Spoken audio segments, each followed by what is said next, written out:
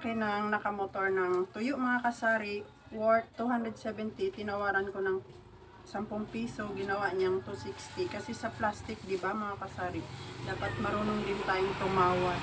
Ay, ripakin ko na siya bago pa maubos ni Mingming dahil naamoy niya.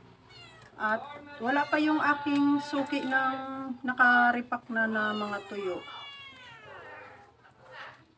Pag nabili ako sa aking suki ng ganitong mga kasari, nakaripak na tuyo, meron akong tubo na 30 pesos. At least hindi na nga ako mag-repack.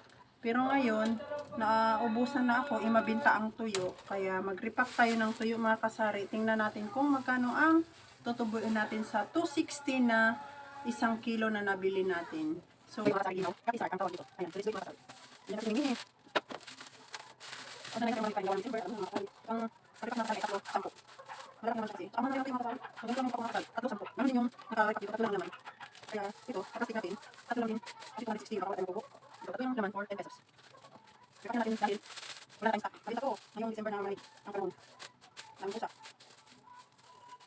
So, ayan mga kasari, natapos na tayo mag-repack ng tuyo. Sa puhunan na 260, tumubo po ako ng 100 pesos. Ito po yung tubo ko. Ito po yung puhunan na 260. At may 1 pirasong sobra. So, lutuin ko to. Amin na lang.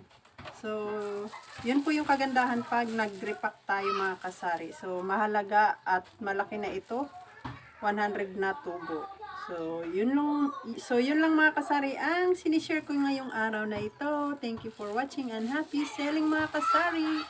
Bye!